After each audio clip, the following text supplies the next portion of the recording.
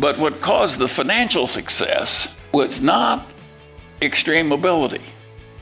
I have a good mind, but I'm way short of prodigy. And I've had results in life that are prodigious. And that came from tricks. I just learned a few basic tricks from people like my grandfather. What were those tricks? What kind of? Now everybody's leaning in, wanting to know.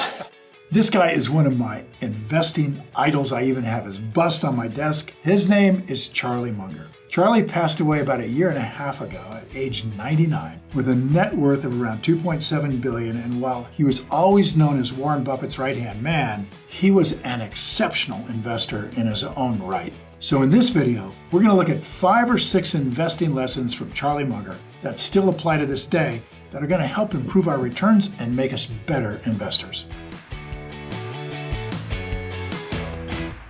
Hey everybody, I just want to invite you to the live in-person workshop with me this September near Atlanta. The dates are 12 to 14 September, and you are going to have the opportunity to learn from my team and me as we teach you how to, guess what? Invest in wonderful companies, Rule 1 style. This link is in the description, but don't wait, spots are limited.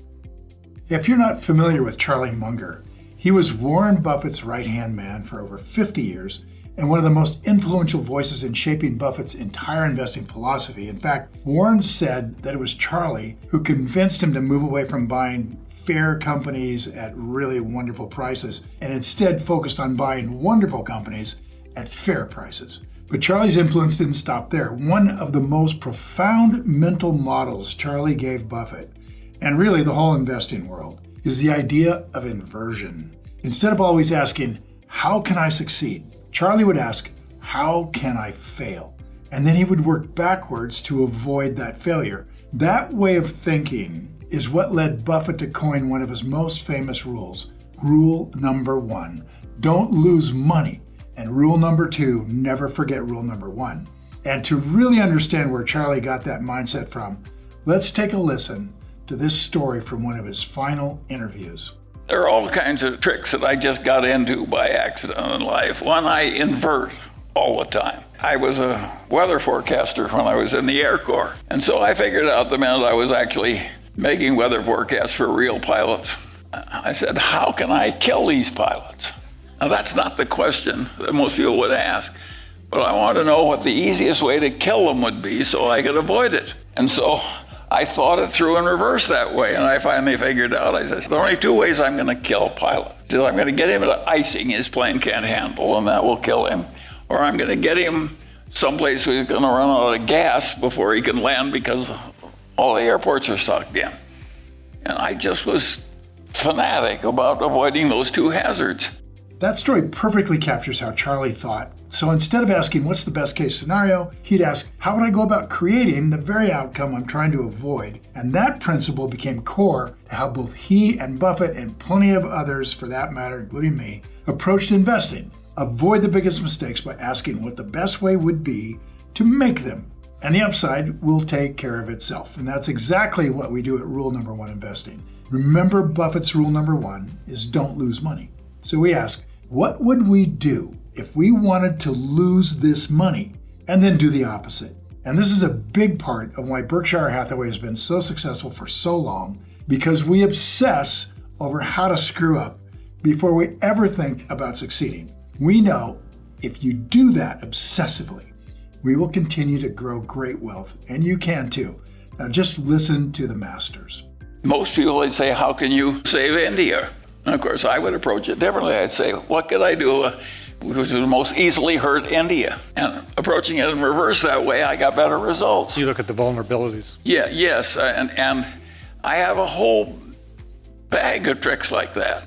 So here's another one of those tricks, which is arguably the most important trick of all. It's the ability to stay very, very calm in the face of market turbulence, the ups and downs that are going to happen. And this is really something that separates the great winning investors from the losers, absolutely. Because investing temperament is something that both Warren and Charlie are absolute masters of, and it is a necessary skill to work on as a long-term investor. So it's a kind of Zen thing, I think. And I think it's a little bit kind of a stoic thing too. So Have a listen to this.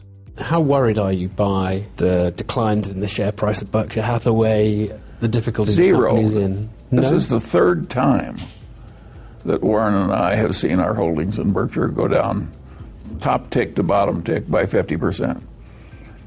I think it's in the nature of long-term shareholding with the normal vicissitudes in worldly outcomes and in markets, that the long-term holder has his quoted value of his stock go down and then by, say, 50%. In fact, you can argue that if you're not willing to react with equanimity to a market price decline of 50% 2 or 3 times a century, you're not fit to be a common shareholder, and you deserve the mediocre result you're going to get, compared to the people who do have the temperament, who can be more philosophical about these market fluctuations.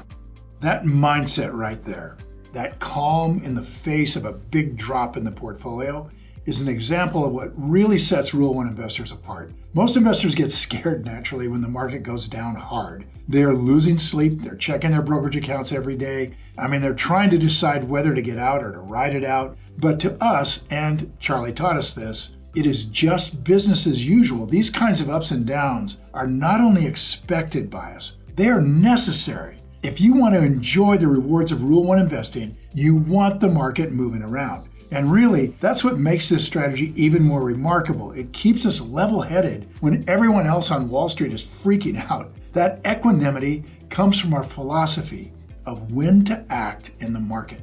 We buy when everybody's irrationally afraid, and we're ready to sell when everybody is irrationally exuberant.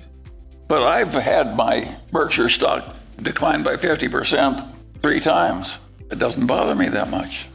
I regard that as just a natural consequence of adult life properly lived. If you have my attitude, it doesn't really matter. I always liked Kipling's expression in that poem called If, and he said, success and failure, he says, treat those 2 imposters just the same. You just roll with it. Sometimes it's going for you and some against, and it's all part of the same game. I really love this poem, If, by Kipling. I even read it at my dad's funeral, and I hope somebody read it at Charlie's. It's a philosophy for life, very stoic, I think, very zen, and it is our philosophy of investing. Success and failure, treat those 2 imposters just the same. Now, you can try to make yourself feel that way, but unless you've learned how to invest by intentionally using these 2 imposters to help your investing, you're going to feel it when your future retirement gets cut in half by the inevitable big market drop. What we know at Rule number 1 is that the direction of the market only creates opportunity for us. There are advantages for us in both directions, market up or market down. So either way it's going is good. All right, in this next clip, you're going to see Charlie talking about one of his most underrated traits, humility. Not in the modest and polite sense of humility. Charlie could be anything but polite sometimes. I had just written a New York Times best-selling book, Rule number 1, and I asked him if we could take a picture together, and he said no and looked away. Warren once said he was walking down the street in New York and he was talking to Charlie, and he looked over and Charlie wasn't there. Warren looked back and Charlie was getting in a cab and driving away. He is not the polite kind of humble. Charlie's humbleness was in the rational sense. He was humble in the sense of knowing exactly, rationally, where the limit of his knowledge was and refusing to cross it. So knowing our circle of competence like that is a huge part of our comfort with the ups and downs in the market.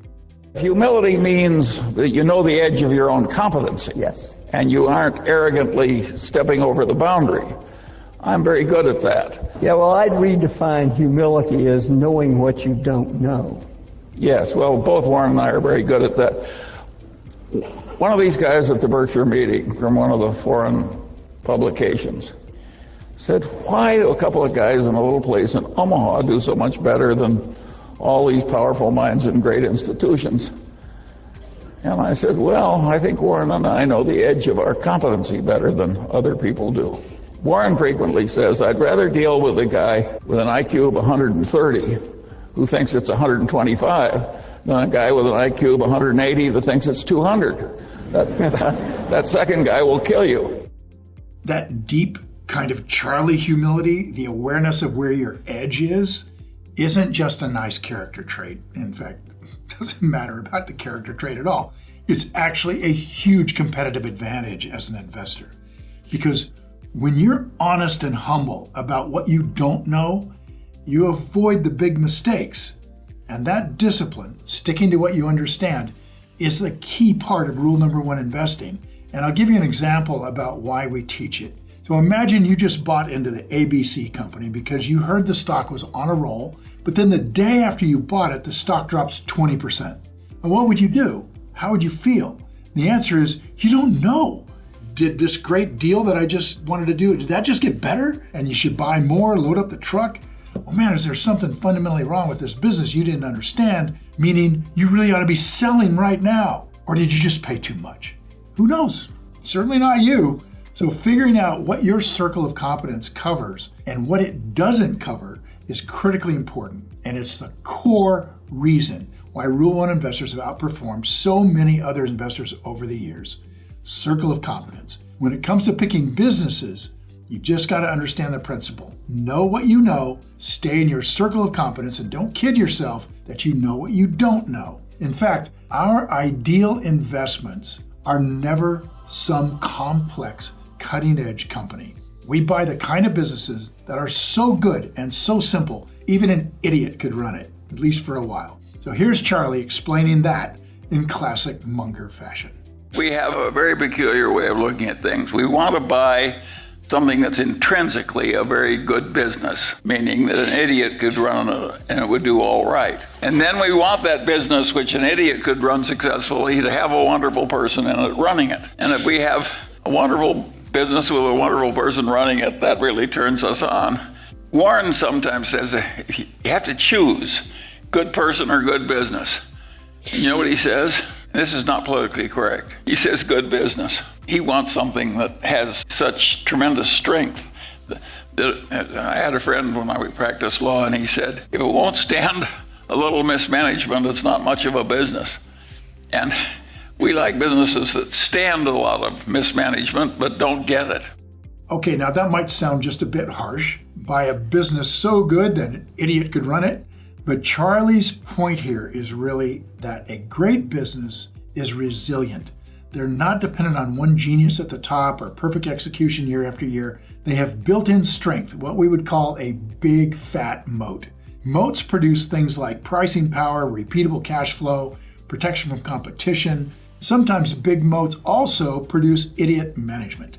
But despite that happening occasionally, the business not only survives but thrives, and can do so in almost any economic condition. And yes, ideally, you've got a great person at the helm.